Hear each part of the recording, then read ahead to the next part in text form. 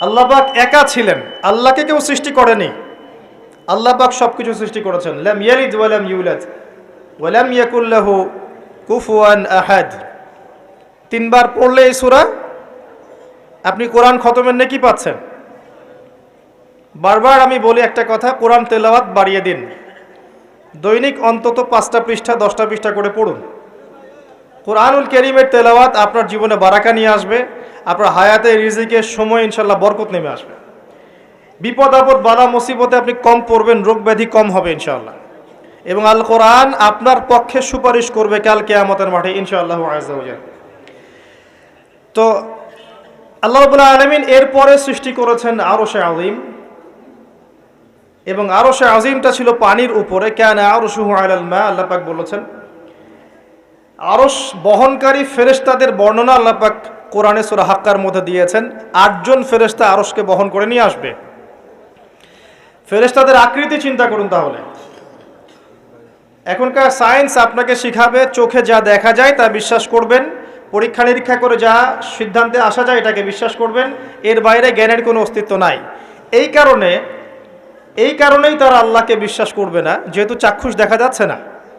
এই কারণেই তারা ফেরেশতাদেরকেও বিশ্বাস করবে না, যেহেতু ফেরেশতাকে আপনি পরীক্ষা করে প্রমাণ করতে পারছেন না। এই কারণেই তারা জিন জাতিকে বিশ্বাস করবে না, কবরের আযাব পরকালকে বিশ্বাস করবে না, এবং রূহ বা আত্মাকেও বিশ্বাস করবে না। জ্ঞানের এই যে মানদণ্ড নির্ধারণ করা হয়েছে, এটা হচ্ছে একটা শিক্ষা সেক্টরের শিরক। এখনকার বিশ্বের প্রতিটা সেক্টরেই শিরক আছে। শিক্ষা, পরিবার, অর্থনীতি, রাজনীতি, জিওপলিটিক্স, প্রতিটা সেক্টরেই শিরক আছে। আপনাকে 2 চোখ দিয়ে দেখতে হবে। খিদির আলাইহিস সালামের মতো, শুধু মূসা আলাইহিস সালামের মতো বাহ্যিক চোখের নয়।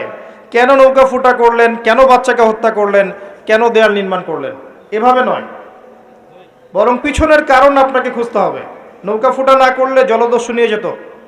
বাচ্চাকে হত্যা না করলে এ বাচ্চা বড় হয়ে কাফের হতো, পিতামাতাকে কাফের বানাতো। দেয়াল নির্মাণ না করলে এর নিচে কি ছিল, কানস বা গুপ্তধন, এটা ওই এতিম বাচ্চারা পেত না। খিদির আলাইহিস সালামের কাছে আল্লাহর আধ্যাত্মিকত্ব ছিল, আল্লাহর নূর দিয়ে তিনি দেখেছেন। এভাবে দেখলে আপনি বুঝবেন সারা ওয়ার্ল্ডের প্রতিটা সেক্টরে এখন করাপশন, দুর্নীতি এবং শিরক আছে, প্রতিটা সেক্টর। এটা হচ্ছে শিক্ষা ক্ষেত্রে শিরক। আপনি জ্ঞানের মানদণ্ড নির্ধারণ করেছেন এমন একটা বিষয়কে, যার মূল বক্তব্য হচ্ছে চাক্ষুষ যেটা আপনি দেখবেন না, পরীক্ষা নিরীক্ষা পর্যবেক্ষণে আপনি সিদ্ধান্তে আসতে পারবেন না, এর কোনো অস্তিত্ব নাই। এই কারণে ঈমানের 6 পিলারের কোনোটাই তারা বিশ্বাস করে না।